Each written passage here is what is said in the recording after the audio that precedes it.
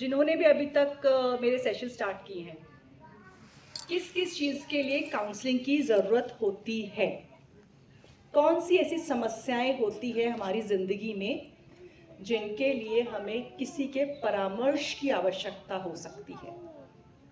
हाँ जी साहब, बहुत बढ़िया। बच्चों के करियर के लिए बहुत ही अच्छी बात है, बच्चों के करियर के लिए, ठीक है। और क्योंकि बच्चों का करियर, थैंक यू साहब बैठिए, बच्चों का करियर एक हमारे लिए बहुत बड़ी चैलेंज होता है। बच्चों को क्या कराए क्या ना कराए, खुद भी कंफ्यूज, ठीक है। और स्कूल्स में भी आजकल काउंसलर्स कंपल्सरी कर दिए हैं। इसके अलावा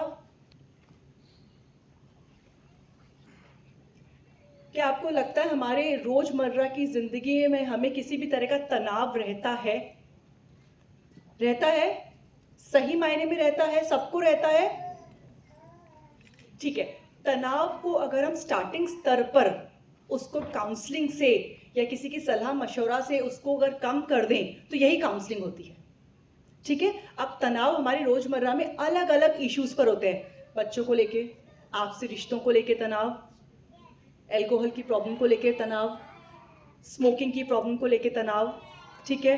मोबाइल का ज़्यादा यूज़ करने को लेकर तनाव, चाहे वो मोबाइल का यूज़ फैमिली कर रही हो, बच्चा कर रहा हो या हस्बैंड कर रहे हो, कोई भी कर रहा हो, ठीक है। तो हम ये मान के चलिए ज़िंदगी में हमारे बहुत सारे अलग अलग तरह के स्ट्रेस रहते हैं, ठीक है। तो आज जिस स्ट्रेस की हम लोग चर्चा करेंगे, मैं बहुत सिंपल से आपको टिप्स दूंगी जिससे आप उस स्ट्रेस से एटलीस्ट बैलेंस कर पाए, ठीक है। वो स्ट्रेस है हमारा वित्तीय तनाव, फाइनेंशियल स्ट्रेस। रहता है, सच बताना, रहता है? कारण क्या है फाइनेंशियल स्ट्रेस रहने का? कोई भी बताओ मुझे, अलग अलग क्या कारण हो सकते हैं। सबसे पहले फैमिलीज बताएंगी। आप लोगों को रहता है पैसा पैसा पैसा, कम है, बचता ही नहीं है ना, बचता ही नहीं है। और साहब लोग, यहाँ लोन देना है, वहाँ बचत करनी है, वहाँ स्कूल की फीस देनी है, ठीक है, घर में भी भेजना है, बीमारी को भी देखना है, ठीक है। क्या ये चिंता के विषय हैं? कब ये चिंता के विषय हो जाते हैं?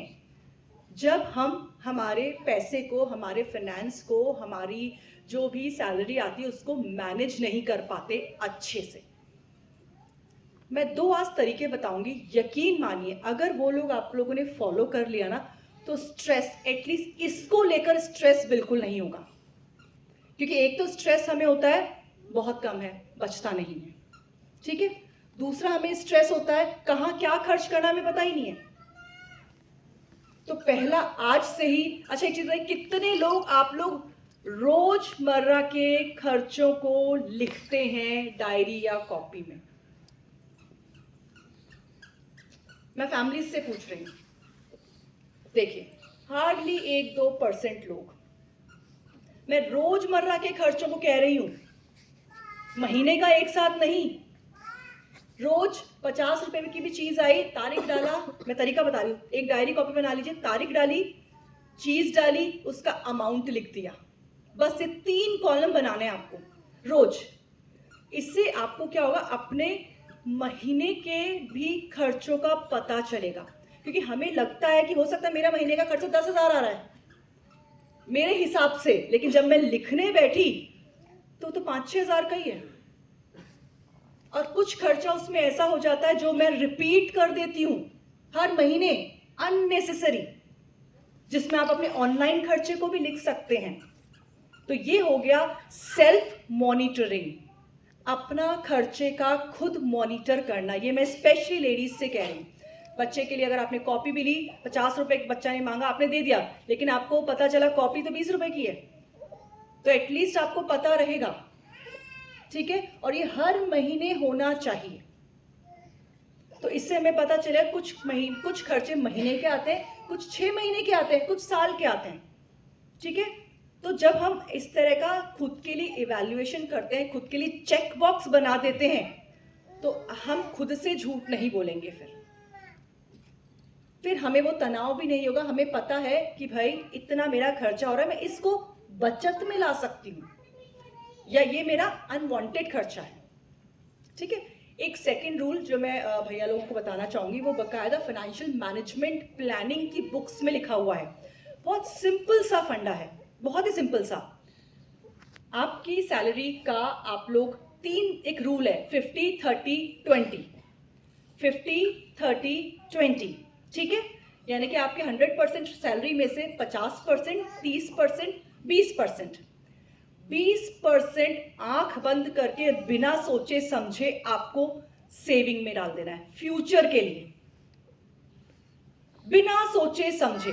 20% जिसकी तरफ देखना भी नहीं कि वो मैंने 20% का कोई इन्वेस्टमेंट कर दिया, हर महीने मेरा 20% जा रहा है। तो इससे आपको जो पैसे को लेके फ्यूचर की चिंता होती थी, यकीन मानिए वो खत्म हो जाएगी। आपको पता भी नहीं चलेगा 20% कितना सा होता है। और वो भी हमने अलग अलग जगह लगा दिया, किसी में इन्वेस्ट कर दिया, कहीं बचत कर ली, कोई पीपीएफ का अकाउंट ले लिया, कोई पोस्ट ऑफिस का अकाउंट ले लिया, अपने आप जा रहा है। तो हम फ्यूचर के लिए सेव हो गए 20% में, ठीक है। 30% पे हम आते हैं। 30% ये वो खर्चा है, ये वो परसेंटेज है जो हम रोजमर्रा के खर्चों के लिए, आज के खर्चों के लिए रख रहे हैं, जिसमें बच्चे की फीस, रोजमर्रा की रूटीन खर्चे, ठीक है, जो हमारे ग्रोसरी आती है, सामान आता है, वो आपका 30% में होना चाहिए।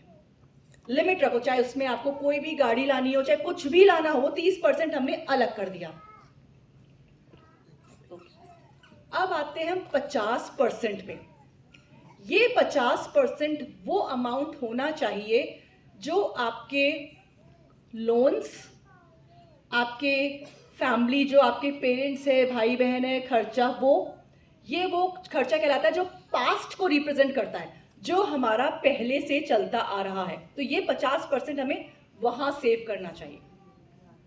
हो सकता है आपने अपने बच्चे के एजुकेशन के लोन लिया हो, तो उस 50% में से देना है। हो सकता है आपको आपके पेरेंट्स की कोई बीमारी या किसी में से लेना देना हो, या